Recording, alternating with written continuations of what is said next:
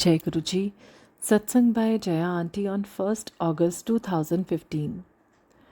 गुरु जी के पास आने का समय जब होता है तो गुरु जी कहीं से भी बुला लेते हैं, नहीं तो हम लाख बार कहें किसी को वो पहुंच ही नहीं पाता है। कई बहाने मिल जाते हैं ना जाने के। गुरु पूर्णिमा को घर पर सत्संग रखा था। नई जगह में सत्संग के इंतज़ाम से ज़्यादा फिक्र इस बात की होती है कि कोई आ भी रहा है कि नहीं। लगभग 1 महीने पहले इंदौर में गुरु संगतों के साथ पहला सत्संग हुआ था। इसके पहले हम अपने साथ जुड़े लोगों और उनके परिवार के साथ ही गुरु जी का सत्संग किया करते रहे। यदि पति अपने स्टाफ को कहते हैं तो वो बॉस का ऑर्डर समझकर आते तो हैं, पर समझ नहीं आता कि भक्ति भाव से आते हैं या बॉस का हुक्म बजाने। इस कारण थोड़ा झिझकते हैं हम ऑफिस से किसी को बुलाने में। इस सत्संग के लिए संगत में से सिर्फ 2 संगत के परिवार सहित आने का मैसेज पक्का था। 29 जुलाई को दिल्ली से किसी का कॉल आया कि उन्हें किसी से मेरे बारे में पता चला है कि मैं इंदौर में रहती हूँ। उन्होंने कहा कि इंदौर में कभी सत्संग हो तो उनके एक रिलेटिव हैं जिन्हें कैंसर है, वो गुरुजी से जुड़ना चाहते हैं। गुरुजी की लीला। मैंने उन्हें बताया कि मेरे घर में ही सत्संग है तीसरे दिन, और जब सत्संग हुआ तो आने वालों में सबसे पहले वही फैमिली आई। हम समझ चुके थे कि ये सत्संग उन्हें ब्लेस करने के लिए ही रखा गया है। उनके दिल्ली वाले रिश्तेदार को 2 महीने से उनकी बीमारी के बारे में पता था, पर अचानक उसी दिन उन्हें गुरुजी से जुड़ने का संदेश भेजा। उन्होंने कभी गुरुजी का नाम तक नहीं सुना था, दर्शन भी यहीं किए पहली बार। ये तो होती है गुरुजी की बुलाहट। जिन्हें भी बुलाया था सभी आ गए। सत्संग में आने वाले समाज के 2 अलग तबके के लोग थे। एक तरफ इंदौर के समाज में पैसे और नाम के साथ ही जाने जाने वाली संगत। दूसरा तबका हमसे जुड़े स्टाफ और उनकी फैमिली, जिन्हें बस इतना मालूम है कि गुरुजी बहुत ही शक्तिशाली गुरु हैं, जाकर बैठने से ही कल्याण हो जाएगा। पहला तबका वो है जो गुरुजी के पास जा सकते हैं, पर दूसरे वालों के पास तो गुरुजी खुद आते हैं ब्लेसिंग्स देने। गुरुजी की ऐसी मेहर रही कि सत्संग बिल्कुल पवित्रता के साथ पूरा हुआ। हर बार जैसे सत्संग खत्म होता है, मैं कहती हूँ कि गुरुजी आए तो हो आप, पर मुझे भी तो बताओ। हर बार अलग अलग तरीके से गुरुजी अपनी प्रेजेंस बताते ही हैं। जो नई फैमिली आई थी, उनके 4-5 साल के बेटे ने वॉशरूम से निकलते ही अपनी माँ को कहा कि उसे गुरुजी हर तरफ दिखाई दे रहे हैं, पर उन्होंने हमें नहीं बताया। सत्संग के बाद वाला समय मुझे अति प्रिय है। इस वक्त की सारी जिम्मेदारी खत्म हो जाती है। वातावरण में पॉजिटिविटी होती है। वहाँ जो भी उपस्थित होते हैं उन्हें गुरुजी की मौजूदगी का एहसास होता है। ऐसे ही में हम उस फैमिली के साथ बैठे थे। अचानक मैंने बच्चे को कहा कि वो गुरुजी के चरण छू ले। बच्चा असमंजस में पड़ गया। तभी उसकी मासी ने बताया कि वो कह रहा है कि उसे तो गुरुजी हर तरफ दिख रहे हैं। मैंने पूछा, अभी कहाँ हैं? हम जिस गोलाई में बैठे थे उसी के पीछे दीवान के बीचों बीच की तरफ इशारा किया। वाइब्रेशंस मिलने लगी थी, जो पक्का कर रही थी कि बच्चा सही कह रहा है। उसने बताया कि गुरुजी इधर उधर नज़र आ रहे थे घर में। हम सब गुरुजी की ब्लेसिंग्स ले रहे थे, पर पहले भी हम देख चुके हैं कि ऐसे में हम चेत जाते हैं और शांत हो जाते हैं। जब भी ऐसा मौका आए तो सत्संग को चालू रखें। जो मुझे ज़रा मुश्किल लगता है ऐसी स्थिति में, या तो फिर मंत्र जाप करने लगें।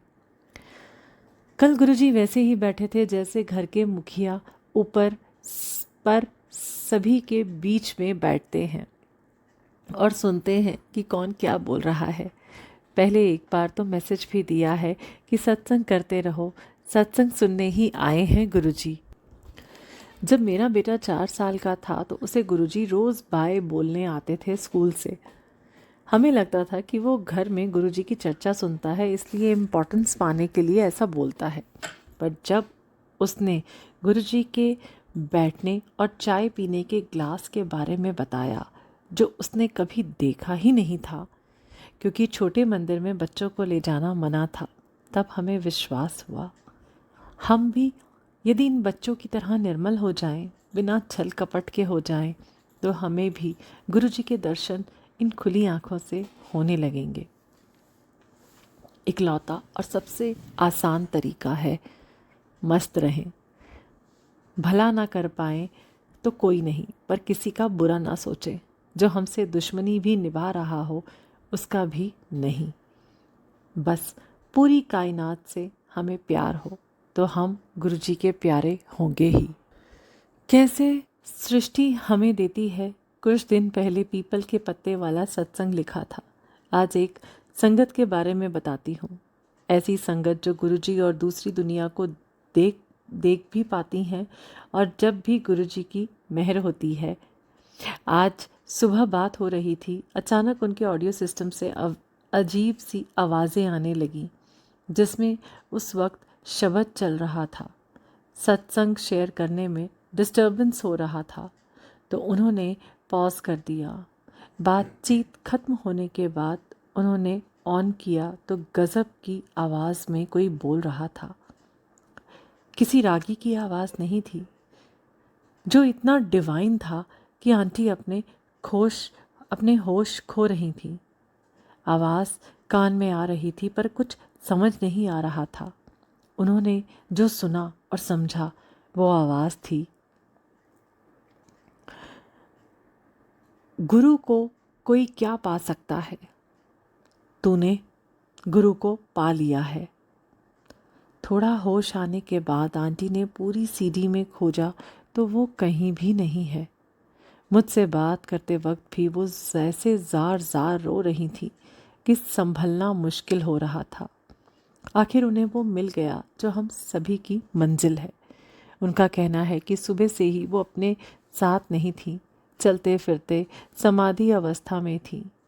अभी जो ऊर्जा उन्हें दी जा रही है वो इतनी तेज़ है, वो उसे आत्मसात यानी अपने में उतार नहीं पा रही थी। मुझसे पूछा कि इसका क्या मतलब है। मैंने उन्हें याद दिलाया जो उन्होंने 1 घंटे पहले मुझसे शेयर किया था। उन्होंने कहा कि वो कुछ दिन पहले छोटे मंदिर गई थी और सिंहासन के पास बैठकर गुरुजी से कह रही थी कि उन्होंने सब कुछ पा लिया है। अब गुरुजी बताएं कि गुरुजी को कैसे पा सकती हैं और गुरुजी को पाने के लिए वो क्या करें। कल गुरु पूर्णिमा में छोटे मंदिर में कई बार उन्हें बाहर भेजा जाता है, फिर कोई बुलाकर अंदर बिठा जाता है। ऐसा कई बार हुआ। वो समझ ही नहीं पा रही थी कि क्यों। शायद गुरुजी ने वो टेस्ट लिया था उनके आज्ञाकारी होने का। आज उन्हें बता दिया गया कि उन्होंने गुरु को पा लिया है। एक बात बताना ज़रूरी है, इन आंटी के पास शायद घर का किराया देने के पैसे ना हो, पर समर्पण इनका ज़बरदस्त है। आप जैसे रखो गुरुजी, और गुरुजी ऐसे ठाठ से रखते हैं कि कहीं कोई कमी महसूस होती ही नहीं। तृप्ति का वो भाव कि वो कह पा रही हैं कि सब कुछ पा लिया, अब बस गुरुजी आपको पाना है। हमें भी उस मुकाम तक अपनी निर्मलता को लाना है कि गुरुजी यानी महाशिव हमें अपना शिष्य स्वीकार कर पाए। हमारा मार्गदर्शन करें गुरुजी। जय गुरुजी।